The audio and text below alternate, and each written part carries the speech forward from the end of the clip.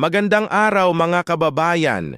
Ngayon ay may kakaibang kwento akong ibabahagi sa inyo, isang kwentong nagpapaalala sa ating mga ninuno at sa kanilang walang kapantay na tapang at talino.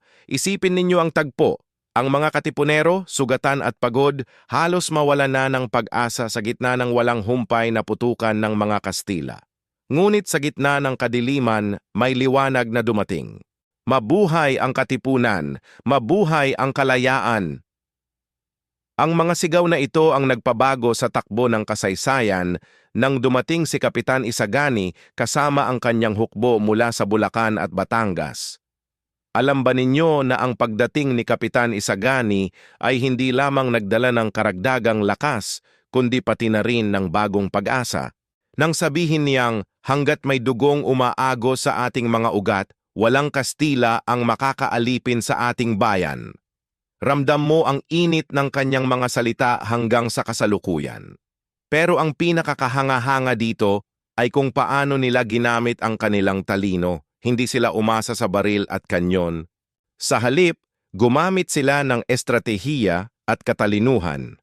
Tulad ng sinabi ni Kapitan Isagani, hindi lahat ng laban ay sa baril natatapos. At alam ninyo ba ang pinakamagandang bahagi? Ang buong komunidad ay nagkaisa.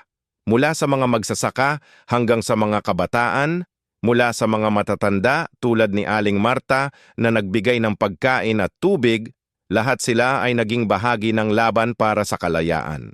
Ang kwentong ito ay nagpapakita na ang tunay na lakas ay hindi sa dami ng armas, kundi sa pagkakaisa ng mga tao at sa kanilang matibay na paninindigan para sa kalayaan.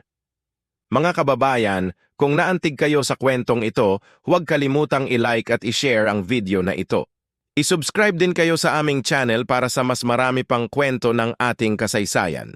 Maraming salamat sa inyong pakikinig at hanggang sa muli. Gusto mo ba yung kwento?